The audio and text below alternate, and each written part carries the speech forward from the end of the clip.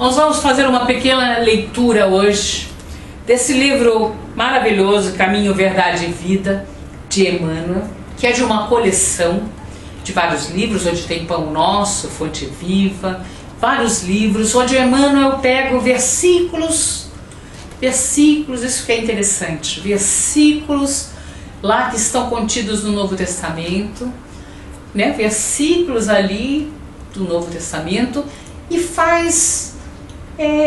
manifesta opinião, mas muito interessante, não é bem uma opinião, eu não vou dizer que é uma exegese, porque exegese é uma explicação ali, mas é algo profundo que ele vai fazer para a nossa reflexão.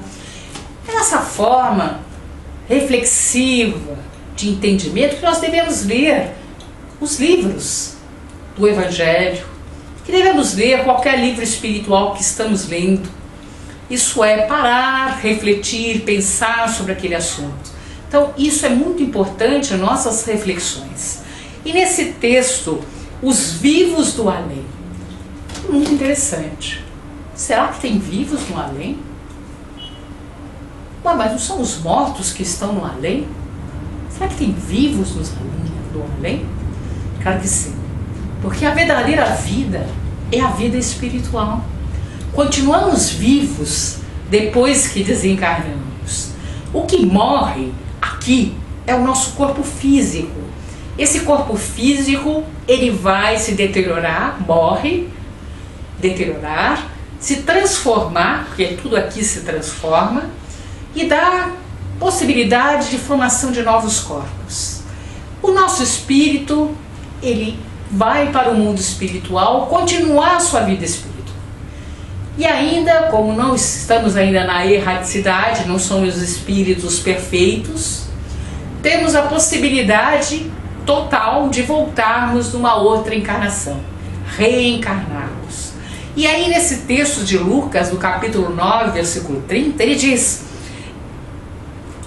e eis que estavam falando com ele 2 varões, que eram Moisés e Elias. Isso é, falando com ele, quem? Jesus. Como estavam falando com ele, se essas 2 personalidades já tinham desencarnado há muito tempo atrás? Moisés há quase 1800 anos antes de Cristo, Elias também há muito tempo antes. Elias, um grande profeta, Moisés também um profeta maravilhoso que trouxe a primeira revelação. Como é que ele estava conversando com esses espíritos de alta envergadura? É isso, porque há essa possibilidade de se conversar com os espíritos. Jesus nos mostra isso. E aí ele começa a fazer então um apanhado. Emmanuel vai nos falar alguma coisa a respeito desse versículo para nós refletirmos. E ele diz: várias escolas religiosas, isso é, várias religiões, defendendo talvez determinados interesses do sacerdócio, isso é, interesses do sacerdócio, daquelas religiões, interesses às vezes humanos, asseguram que o Evangelho não apresenta a base do movimento de intercâmbio entre homens e os espíritos encarnados que os precederam na jornada do mais além. Então dizem isso, no Evangelho não tem mais, nós temos vários relatos no Evangelho desses encontros de Jesus com desencarnados, com espíritos, diálogos. No caso aqui, ele está tendo isso com Moisés e Elias na presença dos seus apóstolos. Apóstolos esses dotados de mediunidade especial, de efeitos físicos. Então há essa possibilidade, esse intercâmbio. Hoje nós temos isso. Dentro dos centros espíritas nós temos intercâmbio. Nós mesmos temos essa ligação espiritual com os espíritos, porque na questão 459 do Livro dos Espíritos pergunta: os espíritos influenciam nossas vidas? Pergunta Kardec.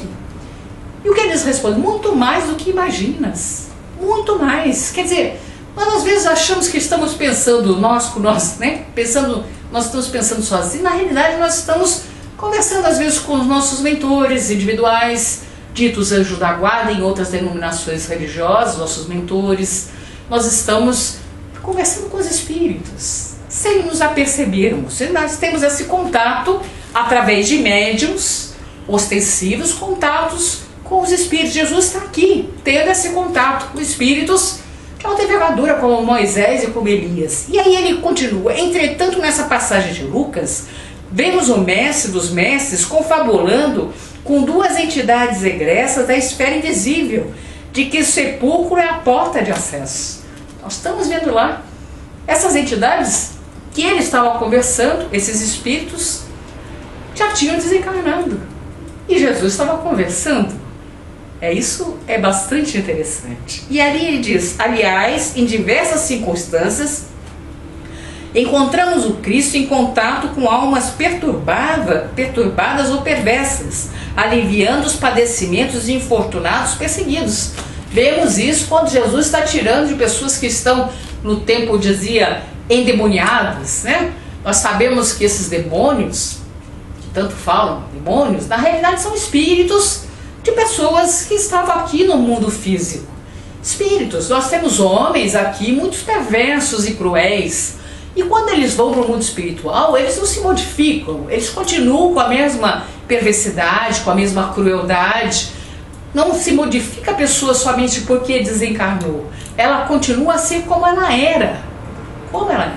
A gente que às vezes vai em velório, né, e diz: poxa, como essa pessoa era tão boa, um santo. Não, ela era o que é, o que era, e vai continuar a ser do mesmo jeito lá no plano espiritual. Portanto, temos lá espíritos perversos, temos espíritos muito bons, espíritos medianos, temos vários tipos de degraus de espíritos. E aí, aliás, em diversas circunstâncias, encontramos o Cristo em contato com almas perturbadas e perversas, aliviando o padecimento de infortunados perseguidos. Todavia, a mentalidade dogmática encontrou aí a manifestação de Satanás, inimigo eterno e insaciável. Quer dizer, religiões dogmáticas colocam aí Satanás, mas na realidade são espíritos como nós. Continuam lá no mundo espiritual, às vezes fazendo as suas maldades, ou muitos que nós temos, os mentores, espíritos superiores, ajudando bastante a humanidade. Aqui, porém, trata de sublime acontecimento no Tabor, um monte onde Jesus estava, onde encontrou Elias e Moisés. Não vemos qualquer demonstração diabólica, e sim dois espíritos gloriosos em conversação íntima com o Salvador. Então, espíritos de luz, de alta envergadura, que estavam ali conversando, não era Satanás, nem diabo, nem nada, né, como em outras denominações religiosas, eram espíritos de alta envergadura, né? Jesus tinha aí essa possibilidade, afastando dos endemoniados, entre aspas, né, espíritos que seriam as desobsessões, espíritos que perturbam as pessoas, perturbavam as pessoas. Jesus, em várias colocações do Evangelho, tem isso. Tanto Jesus como seus apóstolos. E aí, e não podemos situar o fenômeno em associação de generalidade, porquanto os amigos do outro mundo que falavam com Jesus sobre o monte foram devidamente identificados. Sabíamos quem era, né? Identificaram lá. Era Moisés e era Elias. Não se registrou o fato declarando-se, por exemplo, que se tratava da visita de um anjo, mas de Moisés e do companheiro, dando-se a entender claramente que os mortos voltam de sua nova vida. Isso é, dá a entender que os mortos voltam da sua vida. Há muitas pessoas falam assim: mas os mortos não voltam, para falar. Mentira, gente. Os mortos estão toda hora nos conversando conosco. Eles voltam e dizem como é que é a vida espiritual, eles explicam tudinho, pelo menos aonde eles estão, muitas explicações. Tem um livro da codificação que é bastante interessante, chamado Céu e Inferno, espetacular, de Kardec, que eu aconselho a vocês a lerem. Porque às vezes a gente lê o livro dos Espíritos e o livro dos Médiuns e acaba não lendo as outras obras do Pentateuco Espírita, da codificação. Mas lá o Céu e o Inferno tem muita coisa interessante, né? As psicografias de Chico Xavier, espetacular nas obras complementares. Então a passagem toda de André Luiz explicando como é que é o mundo espiritual, as obras de André Luiz. Então eles voltam sim, eles contam, e nós sabemos que a vida, gente, fiquem calmos, a vida ela continua, a verdadeira vida é a vida espiritual. Façamos da nossa vida aqui encarnados, estejamos aqui da melhor forma possível, fazendo o bem, sempre no limite das nossas forças, sempre quando possível, em todas as situações, façamos o bem, tenhamos a nossa consciência tranquila. Se ela não está tão tranquila, vamos tranquilizá-la, vamos perdoar as pessoas, vamos nos reconciliar com aqueles que temos dificuldade, vamos fazer da nossa estadia o melhor, para sairmos daqui desse pequeno planeta, onde estamos na nossa encarnação, muito melhor do que entramos aqui. Façamos uma pequena reflexão, como você era pequeno, quais eram os seus pensamentos, os seus sonhos, como é que você agia, quem era você? Você como adolescente, se você já é mais velho, você como jovem adulto, você agora mais velho. Façamos essa reflexão e vamos ver esse nosso caminho que nós trilhamos, que é uma história de vida, se nós estamos melhor do que entramos, porque nós temos que sair daqui e nós vamos sair.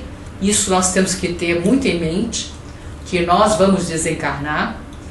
Isso é algo que a gente tem que ter muito em mente. Muitas pessoas não veem muito isso, né? Acham que não vão desencarnar nunca. Não, nós vamos desencarnar e tem um momento para isso. E nesse momento, nós vamos estar aí com a consciência bem tranquila, sossegada, para adentrarmos ao mundo espiritual vencedores. Vencedores dessa encarnação, muito melhores do que entramos, graças a Deus.